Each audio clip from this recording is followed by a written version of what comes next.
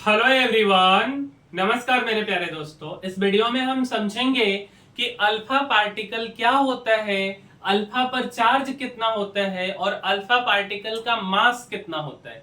तो आइए समझते हैं मेरे भाई। अल्फा की अगर हम बात करें तो सबसे पहला सा बात है कि अल्फा को हम लिखते कैसे हैं। तो मेरे भाई यह जो आप साइन देख रहे हो, ऐसे करके आपको ऐसे लिख देना है और ऐसे ही हम अल्फा को लिखते हैं। अल्फा का बेसिकली मतलब क्या होता है, तो He++ मतलब होता है। जैसे अगर ना हमको हीलियम लिखना हो तो हम He42 लिखते हैं। अगर हम यहां से दो इलेक्ट्रॉन को निकाल देंगे तो अल्फा पार्टिकल बन जाएगा। सिंपल भाषा में अगर हम आपको कहना चाहें तो अल्फा पार्टिकल का मतलब हीलियम का न्यूक्लियस होता है और न्यूक्लियस में केवल प्रोटॉन और न्यूट्रॉन होता है और हीलियम के न्यूक्लियस में दो प्रोटॉन और दो न्यूट्रॉन होता है। तो मेरे भाई He++ या हम इसी को बोल रहे हैं हीलियम का न्यूक्लियस।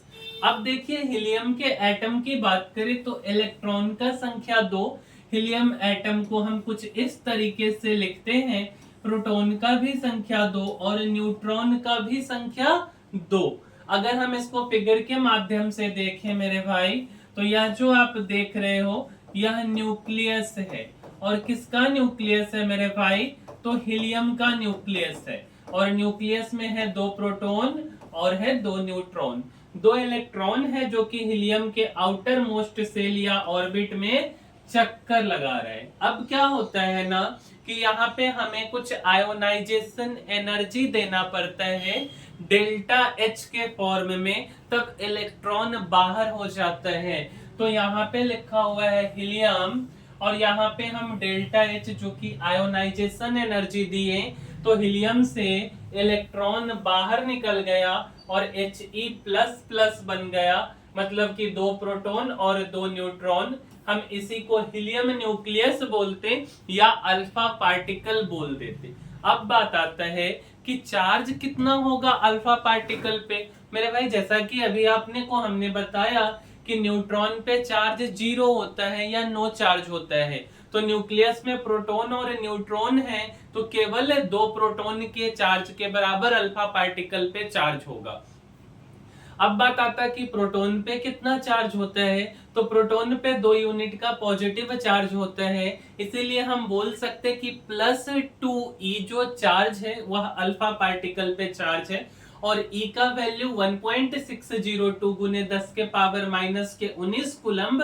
सिंप्लीफिकेशन में 1.6 हम लोग लिखते हैं, तो +2 और E के जगह पे 1.6 गुने 10 के पावर माइनस 19 कूलम्ब। और आप दो और यूनिट पढ़े थे सीजीएस में, एक होता है ESU electrostatic unit of charge और एक होता है इलेक्ट्रोमैग्नेटिक यूनिट ऑफ चार्ज। तो एक कूलम्ब बराबर कितना होता है मेरे भाई, एक कूलम्ब बराबर होता है कितना, तो 3 गुने 10 के पावर 9 ESU, मतलब इलेक्ट्रोस्टैटिक यूनिट ऑफ चार्ज।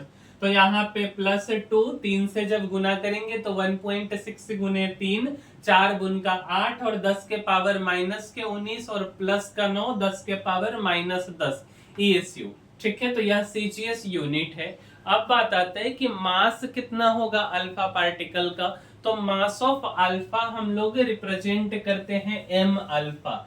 अब न्यूट्रॉन पे चार्ज तो नहीं होता है बट न्यूट्रॉन का मास होता है, तो हम बोल सकते हैं कि अल्फा का मतलब दो प्रोटॉन और दो न्यूट्रॉन। और आपको हमने अभी बताया कि प्रोटॉन और न्यूट्रॉन दोनों का मास लगभग बराबर होता है, तो हम बोल सकते हैं कि मास ऑफ अल्फा बराबर दो मास ऑफ प्रोटॉन, क्योंकि दो प्रोटॉन है, और दो मास ऑफ न्यूट्रॉन।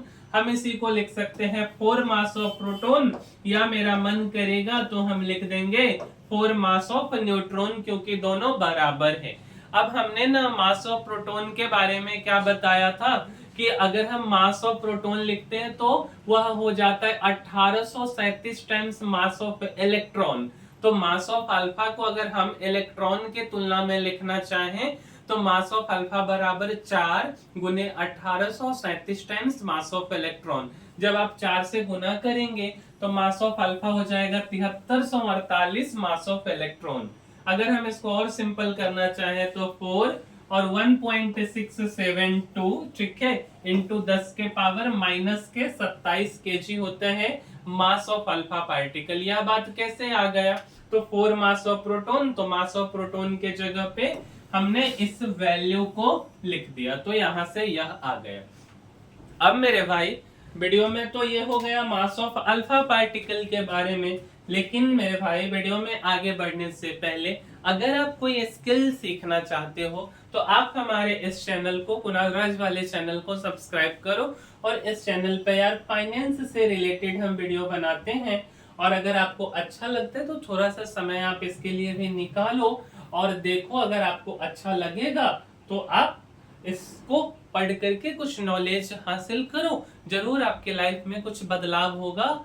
ठीक है, तो इस वीडियो में इतना ही, मिलते हैं अगले वीडियो में, तब तक के लिए धन्यवाद।